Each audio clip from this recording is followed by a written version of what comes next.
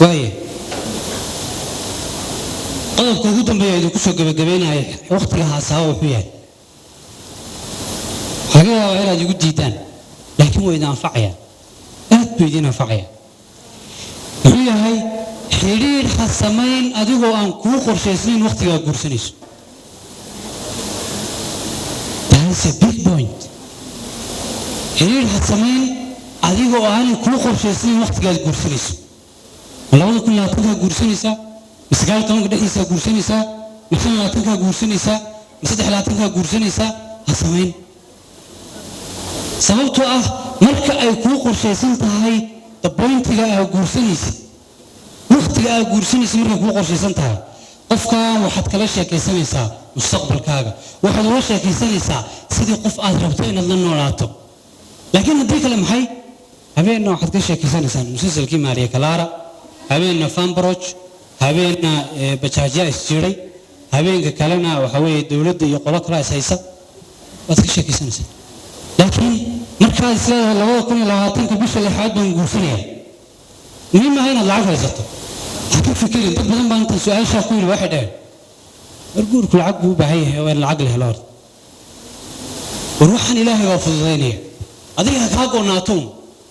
ku dhaqaaq u hawlgal bas irka iyo dhulka ku dhaqdhaqaaqay armaan hoolas waa iska timaad laga yaabaa inaad timaadid maamulaha u tagtid tiraahid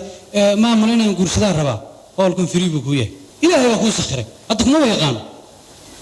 mid kale laga yaabaa inaad u tagto ayaan ku dhaw $1 baan ku sii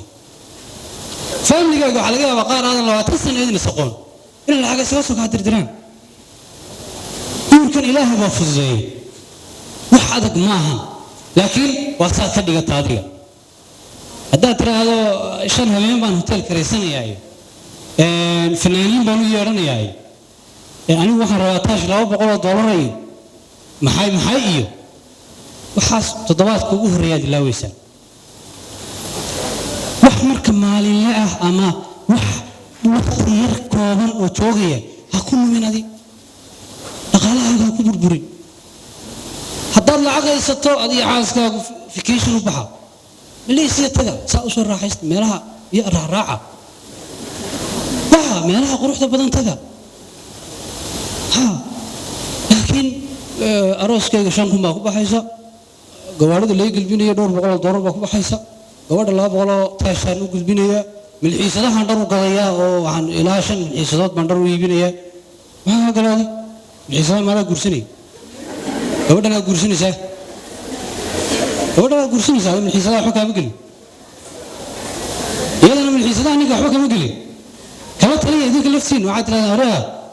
lacagaha niyo aan Nairobi meelaha ku aadneeniyo markaan aad iibinaysid waxa naga jooji adigoo aan ku qorshaysan waqtiga aad guursanaysid maxay